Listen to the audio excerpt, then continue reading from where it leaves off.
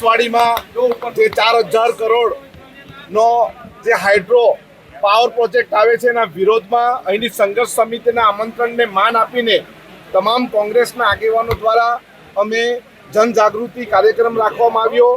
આવનારા દિવસમાં કોઈ પણ સર્વેનો કાર્યક્રમ થશે, અમે સંઘર્ષ સમિતિની સાથે રહીશું અને આનો ઘોર વિરોધ કરીશું. અમે જીવ આપશું, પરંતુ એક પણ ઈંચ જમીન આપવાના નથી.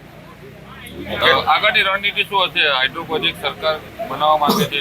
આગળ અમારી ટીમ બનાવીને જેટલા પણ ગામોમાં હાઇડ્રો પાવર પ્રોજેક્ટ આવવાનો છે તે ગામોમાં અમે યાત્રા કરીશું, તે ગામોના લોકોને મળીશું, તે ગામોના લોકોને જાગતા કરીશું અને સરકારના વિરોધમાં આંદોલન જલદ કરીશું. 4000 કરોડનો પ્રોજેક્ટ છે.